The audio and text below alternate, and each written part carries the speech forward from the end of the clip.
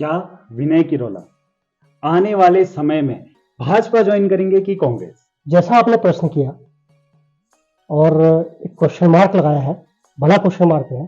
Heritage city है क्या आपकी नजरों में? इलेक्शन से कुछ समय पहले एक पदयात्रा 7 दिन की पदयात्रा अल्मोड़ा शहर में निकाली, जिसमें अल्मोड़ा को लेकर जो हमारा विजन था कि अल्मोड़ा को हेरिटेज सिटी भारत सरकार के द्वारा घोषित किया गया। आपने अगर वो दामन थाम लिया तो उन कार्यकर्ताओं का क्या होगा?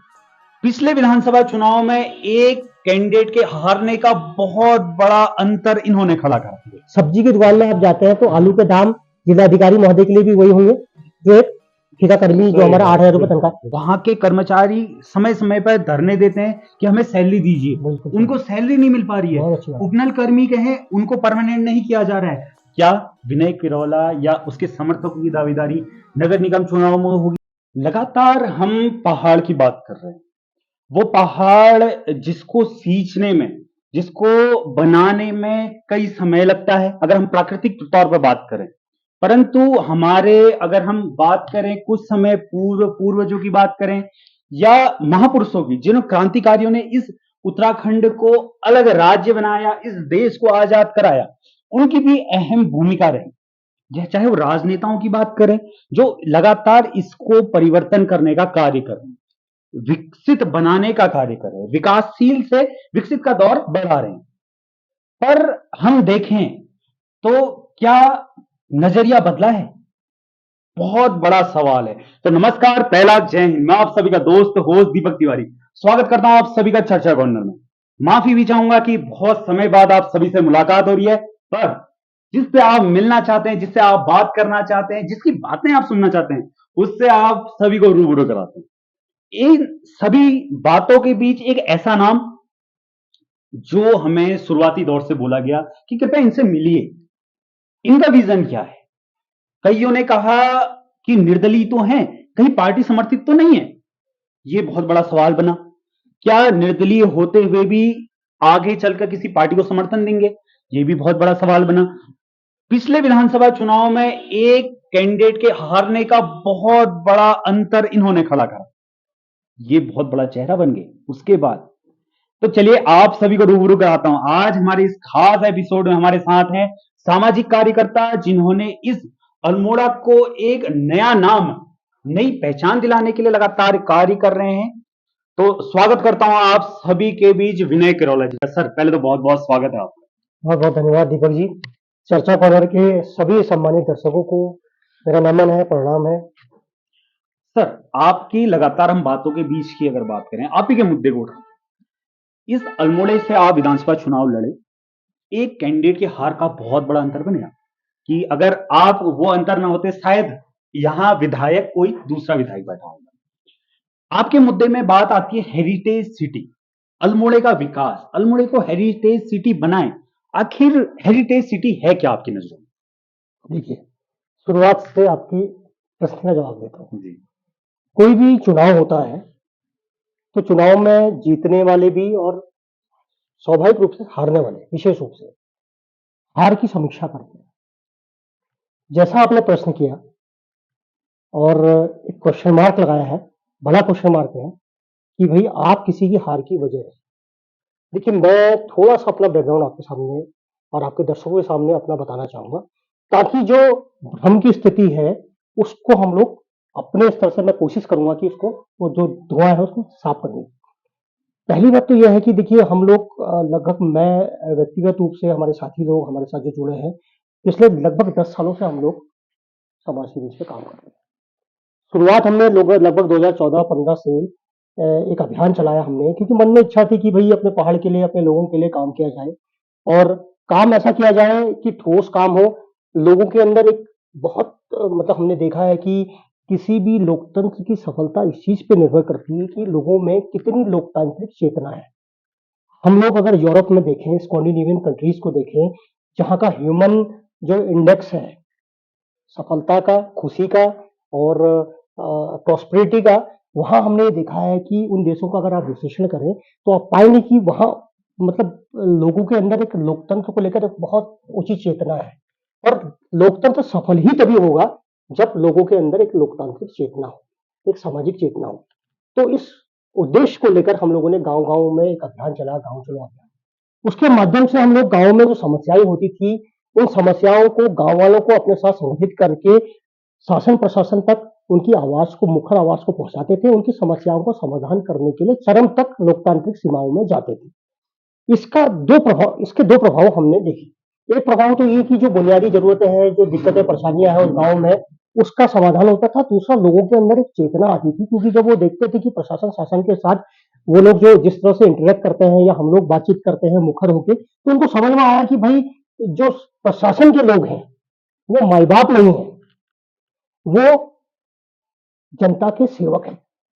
इस संदेश को हम लोग उनके अवचेतन मन में पहुंचाने की कोशिश किया करते थे। तो इस तरह से हम लोगों ने काम की शुरुआत करी। और 2022 में जब हमने अपने लोगों से चर्चा की, बात की, तो हमारे लोगों ने हमसे कहा कि भैया आपको चुनाव लड़ना चाहिए, निश्चित रूप से, क्योंकि आप सामाजिक कार्यकर्ता के रूप में आपकी एक सीमा है कि आप लोगों की समस्या का बेशक समाधान करा सकते हैं। कहीं पर रोडे नहीं है, रोडे बनवा सकते हैं, पानी की व्यवस्था करा सकते हैं, दूसरी तीसरी इस तरह से बहुत सी चीजें हैं, इनका समाधान आप करा सकते हैं लड़के झगड़ के, आंदोलन करके। लेकिन जो आपका अपना विजन है वो तभी साकार होगा जब आप विधानसभा पहुंचेंगे और नीतिगत मामलों में नीति बनाने के लिए विधानसभा के माध्यम से सरकार से नीतियां बनाएंगे, पहाड़ के लिए, रोजगार के लिए, स्वरोजगार के लिए, इंफ्रास्ट्रक्चर के लिए। तो हमने 2022 में चुनाव लड़ा। तो सर उससे पहले कम से कम 6 से 7 साल हमने गांव में लगातार काम किया। उसी समय हमने, बल्कि उससे कुछ समय पहले, हमने इलेक्शन से कुछ समय पहले एक पदयात्रा, 7 दिन की पदयात्रा अल्मोड़ा शहर में निकाली, जिसमें अल्मोड़ा को लेकर जो हमारा विजन था कि अल्मोड़ा को हेरिटेज सिटी भारत सरकार के द्वारा घोषित किया गया। भारत सरकार के द्वारा अल्मोड़े का जो मध्यकालीन इतिहास है, क्योंकि मैं इतिहास का विद्यार्थी रहा हूँ, ये बात मैंने पहले भी कई बार कही है, कई इंटरव्यूज में कही है, तो हमने ये देखा, मैंने ये पढ़ा कि जो मध्यकालीन इतिहास है और धार्मिक इतिहास है, विशेष रूप से सांस्कृतिक और धार्मिक इतिहास है उत्तराखंड का, तो आप पाएंगे कि वो अल्मोड़े के मंदिरों से पटा हुआ है। देखिए, एक चीज मैं आपको बताता हूँ, हिस्ट्री एक ऐसा सब्जेक्ट है, किसी व्यक्ति, जो महान व्यक्ति होते हैं, उनकी बायोग्राफी भी अगर हिस्ट्री में आप पढ़ेंगे सिलेबस में, तो 2 से 3 पेज में वो खत्म हो जाती है। लेकिन जब आप अल्मोड़े का इतिहास, सांस्कृतिक और धार्मिक इतिहास पढ़ेंगे, तो कम से कम 6 से 7 पेज का वो मंदिरों के बारे में लिखा गया है। आप जागेश्वर में जो शंकराचार्य आए, जिन्होंने हिंदू धर्म का रिवाइव किया, तो ज्योतिर्लिंग की स्थापना करी जागेश्वर में, वहां से लेकर कसार देवी, नव अष्ट भैरव है, नव दुर्गा है, आप इतने छोटे बड़े मंदिरों से पटा हुआ है अल्मोड़ा, नंदा देवी का मंदिर है। उसके बाद आपको एक चीज और मैं बताता हूँ, देखिए हमारे पास सूर्य मंदिर है कटार में, पूरे देश में 2 सूर्य मंदिर है। जो कटारमल का सूर्य मंदिर है, सूर्य की उपासना जो होती थी, वो होती थी इंडस वैली सिविलाइजेशन में, सिंधु घाटी सभ्यता में प्रकृति की पूजा होती थी, सूर्य की पूजा होती थी। जब वेदों की रचना हुई 620-25 ईसा पूर्व के आसपास, तो उस समय फिर main stream God Brahma Vishnu Mahesh अस्तित्व में आए। यानी कि जो सूर्य की उपासना होती थी वो उससे भी पहले हुआ करती थी। तो इतना पुराना पुरातन मंदिर हमारे पास है। प्रश्न यह है कि वहां पर कोणार्क के मुकाबले कितने लोग जाते हैं। तो हम लोग ये डिमांड कर रहे हैं लगातार पिछले लंबे समय से कि अल्मोड़े को हेरिटेज सिटी घोषित किया जाए भारत सरकार के द्वारा। अल्मोड़े को मंदिरों का शहर घोषित किया जाए, वाराणसी की तर्ज पे, मदुरई की तर्ज पे ये शहर जो है घोषित है। जब कोई शहर हेरिटेज सिटी घोषित होता है, मंदिरों का शहर घोषित होता है, जैसे मैं आपको उदाहरण देता हूँ, दक्षिण भारत में एक छोटा सा नगर है हम्पी।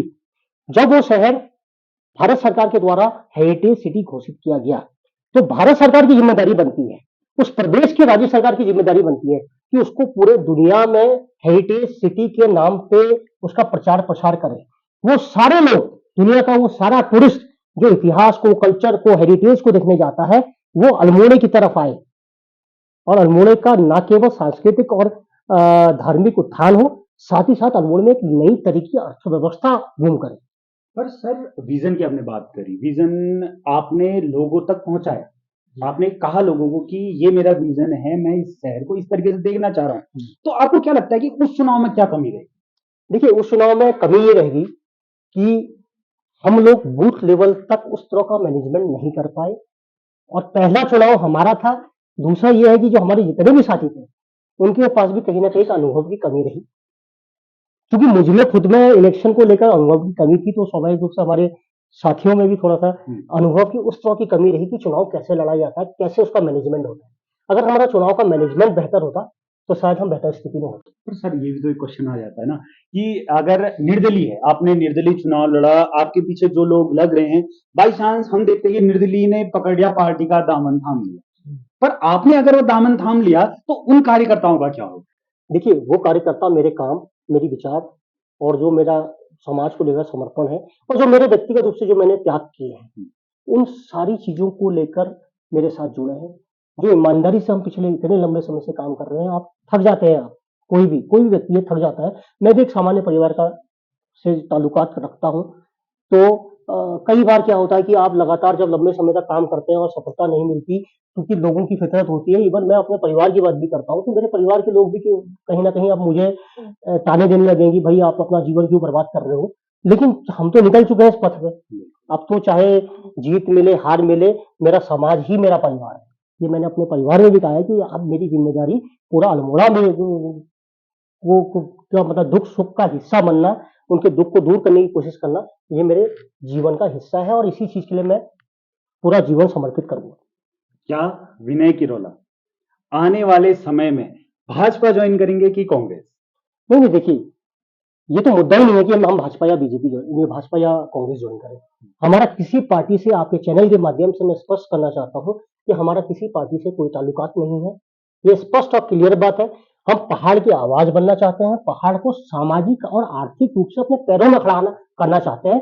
इस चीज़ के लिए, इस विचार के लिए जो हमें मदद करेगा, हमारा समर्थन करेगा, हम उसके साथ रहेंगे। निर्दलीय अगर हम बात करें, चुनाव लड़ना है, आपको धनबल चाहिए, आपको डंडे झंडे उठाने वाले चाहिए, जन चाहिए, लोग जो आपके साथ लगे, लगातार जो आपके साथ काम करें।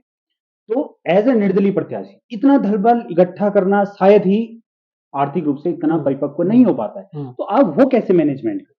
देखिए, एक चीज़ मैंने ही देखी, इतने लंबे समय से मैं जब काम कर रहा हूँ, जब आप काम करते हैं और ईमानदारी से काम करते हैं, तो इस देश में हमारे प्रवासी उत्तराखंडी भी हैं और जो बहुत अच्छी पोजीशन में हैं, जिनके पास बहुत अच्छा अकूत मतलब संपन्नता है, ऊपर वाले का आशीर्वाद उन पे है। तो वो लोग भी देखते हैं कि भई जो पहाड़ के लिए ईमानदारी से काम कर रहा है, तो ऐसे आप साधन-संसाधन सब जुड़ जाते हैं, ये मान के चलिए। ऐसा ऐसा आप इतिहास में कई घटनाओं में देखा होगा आपने, चाहे मैं तो आपको कहता हूँ कि देखिए स्वतंत्रता आंदोलन जो हमारा चला, इतने करोड़ों लोग उस समय मोबिलाइज़ हुए। तो वो इसलिए हुए कि एक ईमानदार नेतृत्व के साथ खड़ा था, उसी चीज़ से हमें भी प्रेरणा मिलती है। तो सर अभी अल्मोड़े की फिर से हम दोबारा बात में आते हैं। एक इंसान की मूलभूत आवश्यकता है शिक्षा, स्वास्थ्य, जो मूलभूत आवश्यकता है किसी भी इंसान की। अगर हम शिक्षा का बात करें तो एक समय था जब अल्मोड़े को शिक्षा का हब बोला जाता है। अगर हम एसएसजे यूनिवर्सिटी की बात करें, पहले जो कि कुमाऊं विश्वविद्यालय का एक पार्ट हुआ करता था, उसे अलग कर दिया गया एसएसजे विश्वविद्यालय के नाम पर कि आप इसे पहाड़ों के बच्चों के लिए बनाइए, सरकार की जो मुहिम थी। पर हमने देखा, अगर हम पिछले रिकॉर्ड उठा के देखें, एक समय था जब यहाँ 2500, 5000, 6000, 7000 एडमिशन होते थे। इस बार वो संख्या 1000 में घट के आ गई। तो क्या कमी रह रही है? देखिए, एक चीज़ तो ये है, आप भी लगातार पढ़ते रहते हैं, देखते रहते हैं, सीखते रहते हैं, समझते रहते हैं। एक चीज़ तो हमें स्पष्ट रूप से समझ में आ रही है कि आने वाले 5 से 7 या मतलब 10 साल तो मैं ज़्यादा कह रहा हूँ, 5-6 साल में आप देखेंगे कि जो पारंपरिक शिक्षा है, ये पूर्ण रूप से ये आउटडेट हो जाएगी। पूरा एआई का ज़माना आ गया है, कोडिंग का ज़माना आ गया है और एआई कोडिंग के ज़माने में अगर हम आउटडेटेड शिक्षा ग्रहण करेंगे, तो हम अपना अस्तित्व नहीं बना पाएँगे, अपनी जगह नहीं बना पाएँगे समाज में, सोसाइटी में। तो ज़रूरत है कि आज के दौर के हिसाब से हम लोग अपना जो सिलेबस है उसको बदलें और जो आने वाले 5-6 सालों में जिसकी ज़रूरत है, उस दिशा में हम लोग बच्चों को पढ़ाई कराएँ, उसका व्यापक प्रचार-प्रसार कराएँ। फैकल्टी हमें उच्च, हालाँकि हमें कोई शक नहीं है कि हमारी जो यूनिवर्सिटी है उसमें बहुत अव्वल दर्जे के शिक्षक हैं, हम लोग भी उनसे पढ़ के आए हैं। तो उनको भी कहीं न कहीं एक ऐसा ट्रेनिंग प्रोग्राम कराने की ज़रूरत है कि वो भी अपडेट हों। एक माहौल बने शिक्षा का। बिल्कुल। ये बहुत ज़रूरी है। एक चीज़ मैं कहना चाहता हूँ, देखिए, हमारी सफलता इस चीज़ पे निर्भर करती है। आप एसएसजे कैंपस की बात, एसएसजे यूनिवर्सिटी मतलब आप यूनिवर्सिटी लेवल की बात कर रहे हैं, मैं बात करता हूँ प्राइमरी एजुकेशन की। 2 चीज़ें हैं, प्राइमरी एजुकेशन, आपने स्वास्थ्य की बात भी की, प्राथमिक स्वास्थ्य केंद्र। ये 2 चीज़ें किसी भी समाज की विशेष रूप से विकासशील देशों में रीढ़ की हड्डी होती है। बिल्कुल।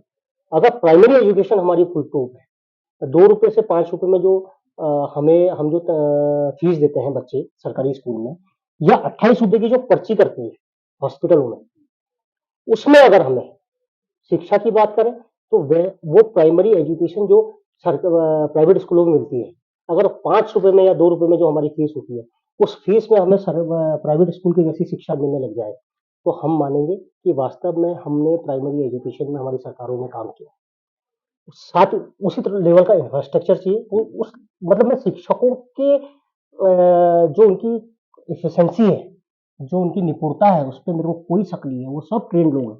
लेकिन वो हवा में बिना इंफ्रास्ट्रक्चर के कैसे काम करेंगे? तो सरकार की दायित्व है कि भई प्राइमरी एजुकेशन को आप फुल प्रूफ करिए। आप जो प्राइवेट स्कूल की एजुकेशन है उसके समकक्ष लेके आइए।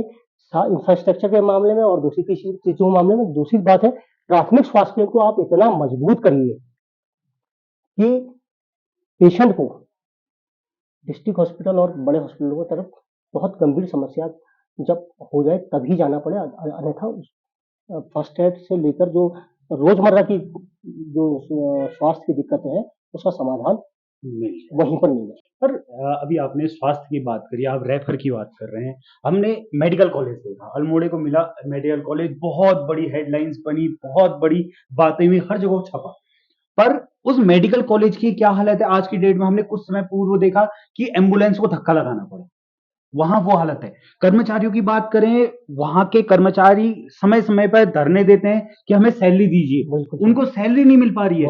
उपनल कर्मी कहें, उनको परमानेंट नहीं किया जा रहा है। तो उन कर्मचारियों, उन स्वास्थ्य व्यवस्थाओं पर आप क्या कहना चाहेंगे? देखिए, इस पर तो मैं स्पष्ट रूप से कहना चाहूंगा कि सरकार, आपने जैसे शुरुआत में कही कि भाई उत्तराखंड आंदोलन के समय हमारे लोगों ने शहादत दी, अपने प्राणों की बाजी लगा दी, और क्या इस उत्तराखंड के लिए आज उनकी आत्मा भी अफसोस करती होगी कि भाई हमने इस उत्तराखंड के लिए लड़ाई लड़ी, जिस उत्तराखंड में आज जितने भी विभाग हैं उसमें जो क्लास 3 और क्लास 4 की जो पोस्टें हैं वो सारी की सारी ठेके में चली गई है। ये केवल मेडिकल कॉलेज की बात नहीं है, आप जितने भी सरकारी विभाग हैं, हाइडिल है, जल संस्थान है, जितने भी विभाग हैं, हम तो रोज उनके लिए आंदोलन करते हैं, लड़ते हैं, भिड़ते हैं, मुकदमे खाते हैं। तो हमने ये देखा कि भाई सारा सिस्टम ठेके में चले गया है। आप मतलब माननीय मुख्यमंत्री जी से भी हम ये लोग अपील भी करते हैं आपकी वीडियो के माध्यम से, आपके चैनल के माध्यम से, कि सर कम से कम आप भी तो पहाड़ के हैं। आप भी तो कहते हैं मैं पिथौरागढ़ का बासिंदा हूँ, वहां मेरी प्राइमरी एजुकेशन हुई है, तो आप पहाड़ के दर्द को क्यों नहीं समझ पा रहे हैं? क्यों आप पूंजीपतियों की बात मान रहे हैं, उनकी गोद में बैठे हैं? आप सारे सिस्टम को ठेके में लेके जा रहे हैं। और पैसा तो देखिए, सबसे बड़ी बात है कि 16,000 रुपए के मानदेय में, क्योंकि हमारी ये हाइडिल में जब बात हुई तो उन्होंने हमें बताया कि जो कुशल श्रमिक है उसको 16,000 के मानदेय में रखा गया है, उसको मुश्किल से 12-13,000 रुपए मिले। तो आप सोचिए कि वो बीच का हिस्सा कहाँ जा रहा है। और दूसरी एक महत्वपूर्ण बात यह है कि हमारा पहाड़ का जो क्लास 3 और क्लास 4 में जो युवा काम कर रहा है, जो व्यक्ति काम कर रहा है ठेके में, उसका भविष्य कितना असुरक्षित है, वो कितनी असुरक्षा में जीवन जी रहा है। आप एक चीज मेरे को बताइए कि हम लोग यहाँ मेडिकल कॉलेज में देखते हैं जो ठेका प्रथा है, उसमें हमारे जो स्वच्छता कर्मी है उनको 6 से 7,000 रुपए तनख्वाह मिली, 8,000 रुपए तनख्वाह मिली मात्र। बिल्कुल वही मुद्दा, 12-12, 10-10 घंटे काम कर रहे हैं। उसी तरह से जीएनएम है, एएनएम है, दूसरे तीसरे जितने भी क्लरिकल विभाग है, नॉन क्लरिकल है, मेडिकल स्टाफ है, नॉन मेडिकल स्टाफ है, आप वो 10-12 हजार में कैसे सर्वाइव करेंगे? मैं आपसे एक प्रश्न पूछना चाहता हूँ, आप बताइएगा तिवारी जी। एक 1 लाख रुपए कमाने वाला व्यक्ति क्लास 2 अफसर, एक छोटा कर्मचारी जो ठेका कर्मी है जिसको केवल 8,000 रुपए तनख्वाह मिलती है, दोनों के बच्चे एक स्कूल में पढ़ते हैं, प्राइवेट स्कूल में। तो ऐसा तो नहीं कहा जाता ना कि मैं स्कूल मैनेजमेंट के द्वारा कि भाई आप ठेके में काम करते हैं तो आप हमको फीस कम दो, ये ज्यादा पैसा कमाते हैं, हमें ज्यादा फीस दें। सब्जी की दुकान में आप जाते हैं तो आलू के दाम जिलाधिकारी महोदय के लिए भी वही होंगे जो एक ठेका कर्मी जो हमारा 8,000 रुपए तनख्वाह। तो साहब कितना बड़ा डिस्क्रिमिनेशन। हम ये नहीं कह रहे हैं कि उनको आप 1 लाख रुपए तनख्वाह, कम से कम उतनी तनख्वाह तो दो आप 16-17 हजार रुपए, ताकि वो आत्मसम्मान के साथ जीवन जी सके। अब आपके थोड़ा पर्सनल मुद्दों पर हम आ जाते हैं फिर से। आपने पढ़ाई करी, जॉब करी, जॉब छोड़ के राजनीति करना, जो आज शायद हम बात करें, बहुत से युवा सोचते हैं कि हम राजनीति की तौर ना जाए। बहुत से अब आर्थिक तौर पे कमजोर घर से आता है बच्चा, तो घर वाले भी कहते हैं कि आप पढ़ाई करिए, पढ़ाई करिए। पर वो डिसीजन जो आपने लिया, तो उस यूथ में आप क्या संदेश देना चाहेंगे कि राजनीति के तौर पे आए या ना आए? देखिए, मैं इसको केवल राजनीति से नहीं जोड़ूंगा, क्योंकि राजनीति से इतने बड़े सवाल को मैं अगर जोड़ दूंगा तो ये बहुत मतलब बहुत मेरे लिए बहुत सीमित हो जाएगा कि मैं केवल राजनीति के ऊपर इसको जवाब दूं। मैं इसको जवाब ऐसे दूंगा कि आप जिस चीज के लिए पैदा हुए हैं, अगर आप उस पैशन को ढूंढ लेंगे तो आप खुद ही डिसीजन ले लेंगे, आपको किसी के मार्गदर्शन की जरूरत नहीं। तो मुझे ऐसा महसूस हुआ, मेरी अंतरात्मा की आवाज आई कि भाई मेरा जो जीवन है ये समाज के लिए है, सोसाइटी के लिए है, अल्मोड़े के लिए है, पहाड़ के लिए है, इनके लिए मैं लड़ाई लड़ूंगा। तो उसके बाद मेरे को दिखाई नहीं, जब आपके पास इतना बड़ा व्यापक काम करने के लिए है तो आप नौकरी के लिए कहाँ सोच पाएंगे। अब चुनावी दौर दोबारा शुरू होने जा रहा है। पंचायती कहें, अल्मोड़ा जो पहली बार नगर निगम बना है, नगर पालिका से नगर निगम में शिफ्ट होगा, इसके बाद विधायिकी आएगा, जो लगातार चुनाव हम देखते जा रहे हैं। नगर पालिका के चुनाव या नगर निगम के चुनाव कहें, बहुत समय एक्सटेंड हो गया, बहुत लंबा टाइम हो गया। तो आपकी दावेदारी क्या विनय किरौला या उसके समर्थकों की दावेदारी नगर निगम चुनाव में होगी या पंचायती चुनाव में? देखिए, एक चीज मैं आपको बताता हूँ। आपके सवाल हमने जब चर्चा करी तो चर्चा की शुरुआत में आपने कहा कि आपका विजन है अल्मोड़े को हेरिटेज सिटी बनाना। मैं आपको एक चीज बताना चाहता हूँ और आपके सभी दर्शकों को बहुत ही विनम्रता से कि अल्मोड़ा जो नगर निगम है, ये अल्मोड़ा वासियों के पास एक बहुत सुनहरा अवसर है।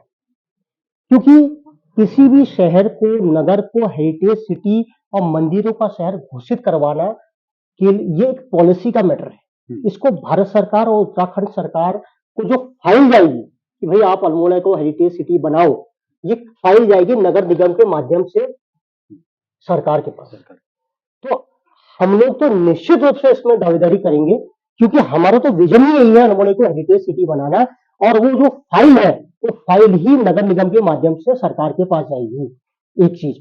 और सरकार पे दबाव बनाया जाएगा कि आप नीति बनाइए कि भाई हम इस शहर को, और सरकार के पास भी एक बहुत बड़ा अवसर है ये सही साबित करना कि अल्मोड़े को आपने नगर निगम बनाया, नगर निगम के माध्यम से अल्मोड़े को हेरिटेज सिटी घोषित किया जाए।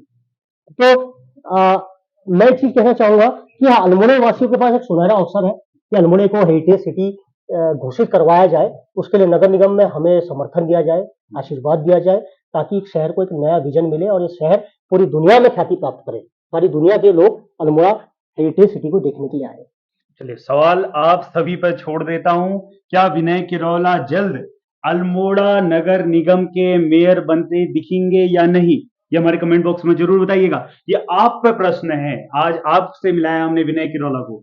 इस चैनल की हम मुहिम चलाते हैं, हम पूरे अल्मोड़े में, जिले में हम काम करते हैं कि बच्चे को नशे से दूर रखा जाए, महिला अपराध से दूर रखा जाए, मोबाइल एडिक्शन से दूर रखा जाए। तो हम सर एक मुहिम चलाते हैं नशे से दूर शिक्षा की ओर, जिनसे आज जो यूथ हम देखे अल्मोड़े के अंदर देखे, नशा क्योंकि चरम सीमा में पहुंच चुका है, स्मैक, दम, जो भी कह सकते हैं, वो बहुत चरम सीमा में। तो उस यूथ को आप क्या संदेश देना चाहेंगे? देखिए, मैं तो अपने सभी युवा भाइयों को संदेश देना चाहूंगा, जो मैंने अपने जीवन के अनुभव से, खट्टे मीठे उतार चढ़ाव के बाद मैंने जो सीखा, समझा, जाना, तो मैं दो चीज जरूर संदेश देना चाहूंगा। मैं कोई बहुत विद्वान नहीं हूँ और मेरे कोई लाइफ का ऐसा कोई बहुत बड़ा अचीवमेंट नहीं है कि मैं किसी को संदेश दे सकूं।